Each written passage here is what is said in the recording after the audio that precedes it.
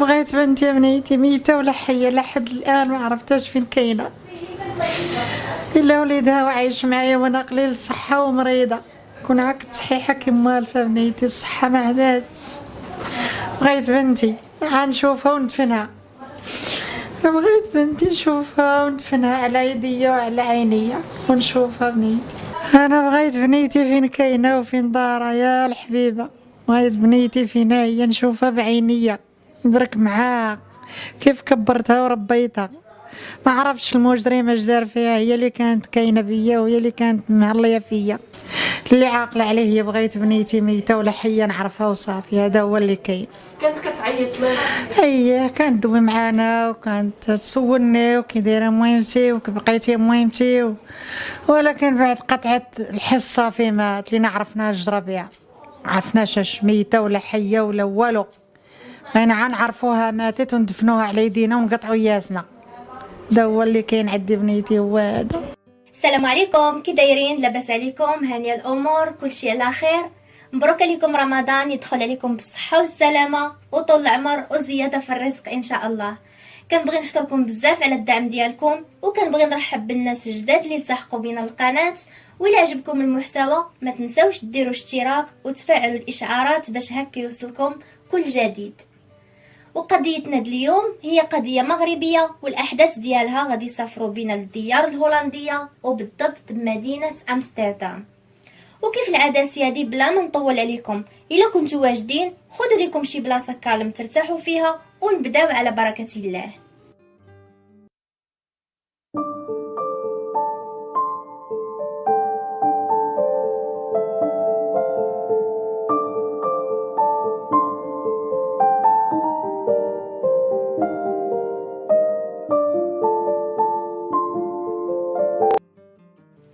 وغادي نبدا لكم الهضره من عند إلهام بن شلح من مواليد 1974. تزادت وكبرات وسط عائله بسيطه ومحافظه بمدينه الدار البيضاء، ودوزت طفوله عاديه. وكانت واحد الانسانه اللي ذكيه بزاف وطيبه، المعارف والجيران والعائله كل شيء كيقولها فيها مزيانه. المهم كانت واحد الانسانه اللي محبوبه في المحيط ديالها وحنينه بزاف في والديها. إلهام قرات تخصص الحلاقة، ومن بعد تخرجات وخدمات في هذا المجال، وكانت كتبغي خدمتها بزاف وكتقنها مزيان. وكانت مرضية مع ميمتها، وكانت بيناتهم علاقة وطيدة وحنينة فيها بزاف. وكان الحلم ديالها انها تزيد تحسن من المستوى المعيشي ديالها وتهلا في راسها وفي ميمتها وما تخليها ناقصة من حتى حاجة. فكتدوز مدة بسيطة وهي خدامة، كتعرف على واحد السيد، تفاهمت هي وياه، ارتاحوا لبعضياتهم، جا خطبها وتزوجات به. ولكن علاقتها بهذا السيد ما طولتش بزاف، وزواجهم دام مدة 9 شهور فقط. وفي هذه المدة شافوا راسهم انهم ما قادرينش يتفاهموا وما قادرينش يكملوا مع بعضياتهم، فقرروا يطلقوا. ولحسن الحظ ما كانوش وليدات، لان كيف ما كتعرفوا الوليدات هما اللي كيدفعوا الثمن كبير وكيبقاو ضحايا من بعد الطلاق. فعلا داكشي اللي كان، هاد الزوج غادي يطلقوا وكل واحد غادي يشد طريقه. فمن بعد الطلاق إلهام غادي ترجع لحياتها السابقه، رجعت كتعيش مع دارهم وحدا والديها، ورجعت حتى لخدمتها. وواخا الطلاق كان مأثر عليها نفسيا، فحاولت تدارك الظروف وما تبين والو وتعيش حياتها عادي بحال ما وقعت حتى شي حاجه. وكانت حسباتها تجربه في الحياه وصافي راه تعلمت منها. وكتدوز مده طويله وإلهام على هاد الحال، من الدار للخدمه ومن الخدمه للدار. وكانت عندها واحد صاحبتها اللي عزيزه عليها بزاف، وكيتعاودوا كل شيء. وكانت مستقره في هولندا ومزوجه بواحد الراجل هولندي مسلم. وفي سنه 2002 هاد صاحبتها غادي تهبط للمغرب، كتلاقى بإلهام. ومن بعد ما جلسوا وداو جابوا في الهضره هي وياها، قالت ليها هاد صاحبتها: إلهام علاش ما تزوجيش بشي واحد اللي يكون مستقر على برا، منها تقضي وريقاتك وتضمني مستقبلك، وخوي المغرب انتي كاع، ومنها تحسني من المستوى المادي والمعيشي ديالك وتصوفي حتى داركم. وكتقول ليها: الا كنتي باغيه راه كاين واحد السيد صاحب راجلي الله يعمرها دار، اصله ايراني ولكن ماشي مسلم، عنده الجنسيه الهولنديه، وسبق ليه كان مزوج وعنده وليدات، ولكن دابا راه مطلق مده طويله وعايش غير بوحدو. وبحكم كان كيجي عندنا للدار فكان كيشوفني كيفاش كنتعامل مع الزوج ديالي وكيفاش عايشين متفاهمين، فاقترح عليا وقال لي: بغيتك تدبري لي فشي مرا مغربيه بحالك نتزوج بها وتهلا فيا ونكمل اللي بقى في حياتي معاها. فاقترحت عليها تلاقيهم بجوج، وقالت ليها الا كنتو تفهمتوا بيناتكم فالله يكمل عليكم بالخير، ما تفهمتوش ما خسر والو، ماشي مشكل، ما درتو في الطاجين ما يتحرق. الهام عجباتها الفكره وقالت مع راسها علاش ما نتزوجش ونستقر بهولندا وندير حتى انا مستقبلي ووليداتي تما، وما بغاتش تفوت عليها هذه الفرصه، فوافقت انها تلاقى به. وفعلا داكشي اللي كان، السيد جا المغرب، تلاقاو الهام وتعرفوا على بعضياتهم، عجبها وعجباتو. وفي هذا الوقت الهام كان عمرها 29 سنه، وداك السيد كان كبير عليها بزاف، وكان في عمره في داك الوقت 54 سنه. ولكن بالرغم من فارق السن اللي كان بيناتهم، الهام حست بلي تفاهمت معاه وارتاحت ليه بزاف. وقبل ما توافق على الزواج به شرطت عليه انه قبل ما يديروا العقد يدخل للاسلام باش هكا يكون الزواج ديالهم صحيح. هو فعلا وافق بسهوله، فلبس الجلابه ومشى للجامع وكينطق الشهادتين وكيدخل للاسلام، وحتى من السميه ديالو كيبدلها وكيسمي راسو قاسم.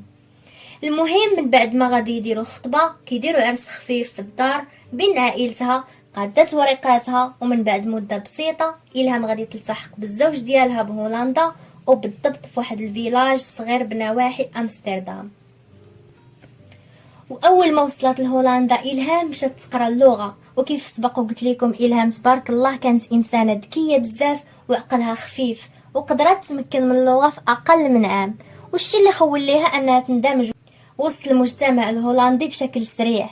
ومن بعد مده قصيره الهام غادي تستغل الحرفه ديالها اللي هي الحلاقه، وخرجت كتخدم على راسها وكدير كليان بحكم كانت انسانه اجتماعيه ونشيطه. فبقات خدامه كتعاون مع راجلها اللي كان المستوى المادي ديالو اقل من المتوسط، ومهليه في راسها وحتى عائلتها في المغرب. وفي هذه الفتره الهام كانت حياتها مثاليه وعايشه مزيان وخدامه على راسها، وبدات كتحقق في الطموح اللي كان عندها، ومفاهمه مع راجلها. واخا بعض المرات كيف ما كنعرفوا كيكونوا نقاشات بين الزوج والزوجه، ولكن عادي بحال كاع الازواج، نقاشات بسيطه ودايزه. المهم الهام كانت امورها طيبه وكل شيء هو هذاك. في هذه الفتره حياه الهام كانت مثاليه وعايشه حياه اللي هي مزيانه وخدامه على راسها، وبدات كتحقق الطموح اللي كان عندها ومفاهمه مع راجلها. واخا كيكونوا بعض المرات نقاشات بين الازواج فهذا امر عادي، وكيدوزوا داك النقاشات وكيكونوا بساط. فكانت الامور طيبه وكل شيء هو هذاك، والهام الحمد لله ما كانت ناقصها في حياتها حتى حاجه، من غير حاجه وحده اللي هي الوليدات. وكان عندها هاجس كبير انها تكون اسره ويكونوا عندها وليد ولا بنيته اللي عمروا عليها حياتها. فبقات مده 5 سنين وهي من طبيب لطبيب، ما خلات حتى شي دواء ما خداتوش، ولكن والو ما جابش الله. وحتى الاواخر سنه 2007 واخيرا غادي يجي الفرج، والهام غادي يسهل عليها الله وغادي تحمل وغادي تولد وليد وغادي تسميه ادريس. وكانت الفرحه ديالها وديال عائلتها كبيره بزاف. ومن بعد عام ونص من الولاده ديال ادريس، الهام وقاسم غادي يقرروا انهم ينزلوا للمغرب ويديروا حفل كبير لولدهم، منه ختانه ومنه سبوع، ويفرحوا به وسط عائلتها. فعلا داكشي اللي كان، غادي ينزلوا للمغرب والعائله ديال الهام كلها غادي تجمع وغادي يفرحوا بهم وغادي يدوزوا الحفل مزيان وكل شيء كان ناشط وفرحان. ومن بعد ما غادي يسالي السبوع غادي يسالي الكونجي ديالهم، غادي ترجع الهام وراجلها قاسم ولدهم دريس لهولندا. وهنا كل شيء غادي يتبدل. التصرفات ديال قاسم مع الهام غادي يتبدلوا 160 درجه، لدرجه الراجل رجع عصبي بزاف، على اقل حاجه كينوض الصداع والمشاكل، ودائما مضاربين ومصادعين على اقل حاجه. وكانت ديما كتشكيل دارهم بانه تبدل ولا عصبي وما كيتصرفش معاها مزيان، بحكم كانت ديما معاهم على تواصل. وفي الاول الهام بقات كتقول ربما السيد كيغير من ولده بسبب انها الدري كان صغير وكانت كتعطيه الوقت كامل وكتهتم به، ويمكن السيد حس بالغيره ولا بالنقص، وهذا الشيء اللي خلاه يتعامل هكا ويجبد معها الصداع والمشاكل. فبردات وبقات كدير الماء منين يدوز، كتنخلو وما كتديهاش فيه، كيبقى يغوت حتى يشبع وكيسكت، وكتقول ما هذه الا سحابه ودايزه. ولكن هاد السحابه ما دازتش والمشاكل غاديه وكتكبر وعلاقتهم بدات كتخسر، لدرجه واحد النهار الهام كانت كتهضر في التليفون ابيل فيديو مع امها وخوتها، حتى بدا كيسب وكيخبط عليها في البيبان، ودارهم كيسمعوا كلشي في داك لابيل. من بعد الام ديالها غادي تقول لها الا بقى بحال هكا وما تهدنش هزي ولدك وسيري لاقرب مركز شرطه وعاودي ليهم اشنو كاين، وهما غادي يعرفوا يتصرفوا معاه. الهام واخا هكا كانت مهدنه ومبرده بزاف وما كتجاوبوش، وكانت مطمئنه بانها كتعيش في دوله اللي كتحمي المراه وحقوقها مضمونه، وانه ما يقدرش يحط عليها يديه ويضربها. فالمهم كيبقاو عايشين على هذا المنوال لمده عام. الهام ما تبقاش صابره لداك الهبال ديالو، فبدات كتفكر في الطلاق والتفارق معاه. وبالفعل الهام قالتها لكل شي، عائلتها وصحاباتها والمعارف ديالها، كلشي كان عارفها باللي صافي كرهات العيشه مع قاسم وبغات تفارق معاه وتطلق منه. وعائلتها منين اقترحت عليهم وصارحاتهم في الموضوع فما عرضوهاش وقالوا ليها ديري الحل اللي ترتاحي فيه. والهام من بعد ما فكرت في هذا الموضوع مزيان ما اكتفتش بالهضره، بل بدات كتطبق. واول حاجه دارتها وكلت محامي باش يتابع القضيه ديال الطلاق من قاسم في المحكمه، والمحامي غادي يحدد ليها اول موعد باش يتلاقاو ويبداو في اجراءات ديال الطلاق. وكان هو يوم الاثنين، والليله اللي قبل اللي هي الحد كان الفيلاج اللي كتسكن فيه عامر بالثلج لدرجه الباب ما تقدرش تفتحها. الهام داك الليله كيف العاده اتصلت بعائلتها، جمعت معاهم شويه وطمناتهم عليها وعلى ولدها دريس، وعلماتهم باللي غدا الاثنين عندها اول موعد مع المحامي باش تبدا في اجراءات ديال الطلاق. فالام ديالها هنا دعت معاها وقالت لها سير يا بنتي الله يسهل عليك ويسر امورك. المهم الهام غادي تكمل معاهم الاتصال وغادي تقطع. الغد ليه اللي هو 2 جوايه الوحدة النهار، العائلة ديال إلهام غادي يتصلوا بها باش يطمنوا عليها ويسولوها على شنو دارت مع المحامي. فهنا إلهام ما كتجاوبش، فقالوا نخليوها على خاطرها، ربما السيدة عيانة ما بغاتش تهضر مع حتى شي واحد اولا مشغولة، نخليها حتى تشوف لي زابيل ديالنا وهي غادي تعاود تتصل بينا. وواحد الصديقه ديال الهام كانت دايره معاها تجي عندها 2 مع 4 ديال العشيه للدار باش تقد ليها شعرها والمكياج، حيت كان عندها عيد ميلاد ديال بنتها. فبقات كتصل بها لان كان فراسها بلي الهام عندها اول موعد مع المحامي، ولكن راه ما كتجاوبش. ومع العلم الهام كانت انسانه معروفه عليها انها منضبطه في المواعيد ديالها، وإلا كان عندها شي شغل اولا شي مشكل وتعذر عليها انها تمشي فضروري كتصل بالكليان وكتعتذر منهم. فالصديقه ديالها غادي تهز راسها وغادي تمشي عندها للدار غتطمن عليها، بقات كتدق وحتى واحد ما كيجاوبها. حاولت تطل من الشرجم ديال الدار باش تشوف واش كاين شي تحركات اولا شي صوت اولا شي حد، ولكن والو، الصوت مقطوع. واتصلت براجلها قاسم، والو، حتى هو تليفونه طافي. والغد ليه اللي هو 3 الصديقه ديال الهام بدا كيدخلها الشك، السيده غابره ما كايناش في دارها وتليفونها طافي ما كتجاوبش عليه، وحتى راجلها تليفونه طافي، فضروري غادي تكون شي حاجه واقعه ليها. فغادي تهز التليفون غادي تتصل بالعائله ديال الهام، ربما يكون عندهم شي خبر عليها. وقالوا ليها حتى حنا راه بحالنا بحالك كنتصلوا بها راه ما كتجاوبناش، وحتى من راجلها راه حنا كنتصلوا به تليفونه طافي، وراه حنا تشوشنا عليها بزاف لانها موالفه كتهضر معنا يوميا وعمرها غبرات علينا. فالصديقه ديالها غادي تقول لهم غدا ان شاء الله في الصباح اللي هو الاربع غادي نمشي لمركز الشرطه بامستردام وغادي نبلغ على الاختفاء ديال الهام. وفعلا في الصباح الصديقه ديالها غادي تمشي لمركز الشرطه وغادي تبلغ على الاختفاء ديالها، وقالت لهم بان الصديقه ديالها مهاجره مغربيه الاسم ديالها الهام اختفت مده 3 ايام دابا وهي غابره وما كتجاوبش على التليفون ديالها، وما عارفاش ليها دير هكا تغبر بلا ما تعلم، وبانها راها واقفه على الطلاق مع راجلها. ونهار 2 كانت عندها اول موعد جلسه مع المحامي، واختفت هي والزوج ديالها وما عندها لهم حتى شي خبر. ونهار 2 قاسم الزوج ديال الهام حتى هو غادي يجي لمركز الشرطه ويقدم بلاغ بالاختفاء ديال الزوجه ديالو، وقال لهم بانها نهار الحد بالليل خرجات وخلات ولدها الصغير ومشات، ومن داك النهار ما عاودتش رجعات.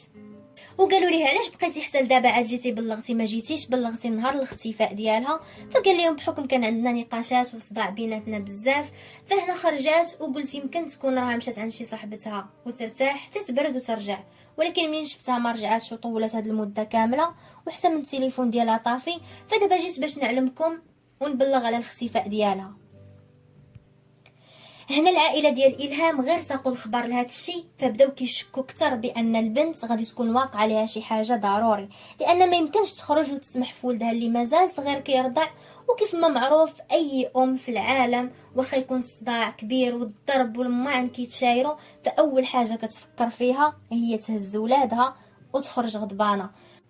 المهم ما تخليهمش من موراها. والهام مستحيل تسمح في ولدها وكان هو عينيها وكتموت عليه، ومستحيل تخليه هو باقي صغير وباقي كيرضع في حاله وحده الا كانت مشات من غير الاراده ديالها. فالبوليس غادي يمشيو للدار ديال الهام وقاسم باش يفتشوها على الله، وعسى يلقاو شي حاجه اللي تقدر تفيدهم في البحث. وكأول معاينه غادي يلقاو خصالات ديال الشعر مقطع في واحد لابوبيل في الكوزينه اكرمكم الله. غادي يهزوها، غادي يحتفظوا به كدليل، وغادي يكملوا التفتيش حتى يوصلوا لبيت النعاس. وهنا غادي يلقاو طبايع ديال الدم على الارض وفي الحيط، وكذلك مرشوش على المخده. وحتى من الطوموبيل ديال القاسم غادي يقلبوها وغادي يلقاو عليها اثار ديال الدم. وكياخذوا كذلك التليفون ديال القاسم وبيسي بورطابل اللي كيخدم به، وكيعرضوهم على الخبره التقنيه لربما يقدروا يتوصلوا لشي نتيجه او معلومه تفيدهم في البحث. فعلا غادي يلقاو قاسم باللي النهار اللي اختفت فيه الهام شرا من التليفون ديالو منشار كهربائي وكميه كبيره ديال الميكات ديال البلاستيك، وفي نفس النهار بدل الماطله ديال بيت النعاس بوحده جديده. وبالنسبه للبيسي بورطابل من بعد ما قلبوه غادي يلقاو بان قاسم مده طويله قبل ما تختفي الهام كان كيقلب على طرق القتل بلا ما يعاقب حتى شي واحد، وكان متبع واحد المسلسل امريكي سميتو ديكستر، والبطل ديالو بوليسي خبير في اكتشاف الدلائل الاجراميه، وفي نفس الوقت قاتل متسلسل خطير، يعني كيدير الجريمه ديالو وكيمشي مع البوليس كيقلب على القاتل بلا ما يعاقب حتى شي واحد. وكان كيقرا كذلك على انواع السموم اللي ما يقدرش التشريح الطبي يتعرف عليها. فهاد الدلائل كانت كافيه باش تخلي البوليس يوجهوا اصابع لاتهام القاسم بطريقه مباشره وبانه هو اللي دار الالهام شي حاجه. فالبوليس من بعد ما غادي يقلبوا السجل العدلي ديالو كيلقاو بانه سبق ليه تزوج ب3 ديال العيالات قبل الالهام، وكلهم طلبوا الطلاق بسبب العنف الاسري. فمباشره كيلقيو عليه القبض وكياخذوا ولدو دريس وكيديوه للخيريه وكيبداو معاه البحث بشكل معمق. ولكن قاسم كيقول لهم انه ما عارف والو وكينكر كل شيء. وكيرجعوا معاه للدار وكيبداو كيقلبوها قنت بقنت وما كيلقاو لا منشار كهربائي ولا ميكات ديال البلاستيك من غير داك الماطله جديده. فكيسولوه على الماطله القديمه فين دارها، فكيقول لهم انه خرجها لبرا للشارع ويمكن شي واحد كان دايز وراه داها. وفي هذا الاثناء الشرطه الهولنديه غادي تتواصل مع العائله ديال الهام وغادي يطلبوا منهم انهم يجي منهم شي واحد باش يقدروا يقارنوا لا دي ان ديالو مع العينات ديال الدم اللي لقاو في الدار ديال الهام باش يقدروا يعرفوا واش هاد الدلائل عندهم علاقه بالهام ولا لا. وبالفعل كيجي الاخ الصغير ديال الهام والام ديالها اللي كانت في حاله يرثى لها وغير ربي اللي علم بها مسكينه لانها مازال ما عرفاش المصير ديال بنتها. فاول ما وصلوا غادي يدار لهم تحليل ديال الدم وبالفعل كيلقاو تطابق تام بنسبه 100% ما بين لا دي ان ديال الاخ الصغير ديال الهام والعينات اللي لقاو في الدار، يعني الدم اللي لقاو على الارض وفي بيت النعاس وكذلك داك الخصالات ديال الشعر بالفعل هما ديال الهام. وبالنسبه لقاسم داز في التحقيق المره الاولى والمره الثانيه وبالرغم من جميع الادله اللي ضده الا وبقى ناكر. داكشي اللي كيقول اليوم كيعاودو غدا. والبوليس من شافوا السيد ضربها بنكره والقضيه فيها منشار كهربائي فتوقعوا ان قاسم غادي يكون قتلها وقطعها ويمكن يكون دفنها في الدار ولا في الجرده او لا في واحد البحيره اللي كانت قريبه من دارهم. فهنا غادي يبقاو شادين قاسم عندهم وغادي يرجعوا للدار يزيدوا يفتشوها ويفتشوا بجنابها ويقلبوها مزيان. بالفعل داكشي اللي غادي يكون غادي يمشيو للدار غادي يقلبوها وغادي يفتشوها مزيان قنت بقنت، ولكن ما غادي يلقاو والو من غير داك الماطله الجديده. وكيستعنوا بالحفاره وكيقلبوا الجرده كامله لربما يكون دفنها تما، ولكن والو ما كيلقاو حتى حاجه. فتوجهوا مباشره للبحيره، كينزلوا غواصين مختصين في هذا المجال وكيدوزوا ساعات طويله وهما كيقلبوا تحت الماء والو الاثر ديال الالهام ما كاينش، وحتى من الكاميرات ديال الحي قلبوهم كاملين وما بان والو. فكتدوز مده طويله وقاسم مشدود عندهم. وفي هذه الاثناء القضيه رجعت قضيه راي عام في هولندا وكل شيء ضامن مع الهام والعائله ديالها، وحتى من الاعلام والصحافه الهولنديه ولات مهتمه بالقضيه من الدرجه الاولى، حتى هما بغاو الحقيقه تبان يا تكون حيه وتبان او يلقاو الجثه ديالها باش تثبت التهمه على المجرم. وقاسم كان ذكي بزاف لانه عنده درايه كبيره بالقانون الهولندي، واخا عرف بانه كاينه ادله دامغه ضده واللي تخلي الواحد انه يجزم انه هو اللي قتل الهام، ولكن الا ما اعترفش وما لقاش الجثه ديال الهام اذا ما كايناش جريمه. وحتى إلا حكموا عليه فهنا الحكم غادي يكون خفيف بالمقارنة مع إلا اعترف وبانت الحقيقة. ومن بعد 9 شهور من التحقيق قاسم غادي يخرج سراح مؤقت، والمحكمة غادي تشرط عليه باش ما يفوتش الحدود الهولندية وما يطفيش الهاتف ديالو ويخليه شاعل، وملي يصونيو عليه يجاوبهم في البلاصه لان التحقيق مازال ما سالاش وفي اي لحظه يقدروا يحتاجوه. فقاسم هنا مباشره غادي يوافق على الشروط كامله وبسهوله، ولكن مباشره من بعد ما غادي يخرج غادي يمشي يتسلم ولده من الخيريه وغادي يضربها بغبره، ما خلاو فين قلبوا عليه ما لقاوش ليه الاثار. فهنا المحكمه غادي تضطر انها تحكم عليه حكم غيابي وحكمت عليه ب15 عام، وغادي تخرج مذكرة بحث دولية باش يتشد. وبالنسبة للعائلة ديال إلهام، الأم ديالها من كثرة الحر والحزن على بنتها فمرضت في صحتها مسكينة بزاف لدرجة رجعت مقعدة لمدة طويلة، وما خلات فين مشات هي وولدها، وما خلاو حتى شي جمعية طلبوها باش تساعدهم يلقاو قاسم أو يلقاو الجثة ديال بنتهم إلهام. فالمهم غادي يبقى الحال كما هو عليه، 12 عام ديال التقلاب و12 عام ديال المحاين والفقصة بدون نتيجة. فالأم رجعت بحالها للمغرب، والأخ ديال إلهام غادي يبقى في هولندا يكمل حياته فيها. وفي سنة 2012 العائلة ديال إلهام ما بيهم ما عليهم حتى كيتفاجئوا بعون قضائي جايب لهم وثيقة طلاق ديال إلهام من طرف قاسم. هنا كانت الصدمة عليهم قوية وكبيرة بزاف، ولكن لحسن الحظ أن داك الوثيقة اللي جاب لهم العون القضائي فيها العنوان ديال قاسم ومكتوب عليها أنه ساكن في مدينة فاس. فهنا شوفوا قمة الوقاحة، قاتل بنتهم وجاي لبلادهم وعايش فيها كأن شيئا لم يكن. ففي البلاصة غادي يشدوا داك الوثيقة ومشاو عند البوليس وكيعاودوا ليهم القصة كاملة بالوثائق والأدلة اللي كانوا جايبين معاهم نسخ من هولندا، وكيعلموهم بأن السيد محكوم عليه ب15 عام ديال الحبس. فالبوليس من بعد ما غادي يبحثوا على قاسم غادي يلقاو صادرة في حقه مذكرة بحث دولية وخاصهم يلقاوه اليوم قبل من غدا. وفي أواخر سنة 2021 وبالضبط في 10 ديسمبر البوليس غادي يعتقلوا قاسم وغادي يحيدوا ليه وراقه كاملين وغادي يصيفطوهم للقنصلية. ومن بعد غادي يطلبوا من العائلة ديال إلهام باش يمشيو ياخذوا ولد اختهم إدريس من عند واحد السيدة كتدعي أنها الزوجة ديال قاسم، هي مغربية واسم ديالها وفاء. ومن بعد ما خرج من السجن في هولندا خدا الولد ديالو إدريس من الخيرية، وحتى قبل ما تصدر في حقه مذكرة بحث دولية غادي يدخل المغرب وغادي يتعرف على هاد السيدة وغادي يتفق معاها انها تعيش معاه وتربي ليه ولده، وغادي يبقاو عايشين مع بعضياتهم في فاس مدة 12 عام وهو عايش حياته عادي بالطول وبالعرض وبحال حتى حاجة ما كاينه. المهم قاسم غادي يبقى مشدود في المغرب بمدة طويلة لأن الوقت اللي تشد فيها كانت الحدود مسدودة بسبب وباء كورونا، وغير تحلت الحدود البوليس غادي يسلموه مباشرة للسلطات الهولندية، والشرطة الهولندية غادي يعاودوا يفتحوا معاه تحقيق. والسيد واخا تشد وتحكم وتعرف هو اللي قتل إلهام والو ما بغاش يعترف فين دار الجثة، علاش الله أعلم. ولكن لحسن الحظ التحقيق مازال مستمر ومازال مفتوح ومازال السلطات الهولندية تتقلب على الجثة ديال إلهام. على الأقل هادشي كيفرح وكيخلي بصيص الأمل بالنسبة للعائلة ديال إلهام، ولدرجة أنهم هما ولاو كيقولوا أنهم ما بقاوش باغين ليه الحبس، بغاو ليه غير يعترف فين دار الجثة ديال بنتهم ويلقاوها ويدفنوها ويبقاو يزوروها مرة ويترحموا عليها ويرتاح قلبهم شوية. وبالنسبة لإدريس فقرر أنه يرجع لهولندا عند خاله تما ويستقر ويكمل قرايته. فكنتمنى شي نهار تبان الحقيقة هذا المجرم ويعترف فين دار الجثة ديال إلهام، وعلى الأقل يرتاح قلب هذه العائلة وخصوصا الأم. فإلهام الله يرحمها ويعوض محبتها صبر ويجعل مأواها الجنة إن شاء الله. فسيادي الأحداث اللي عندي في هذه القضية سالاو، نتلاقاو في فيديو جديد وقضية جديدة، مع السلامة.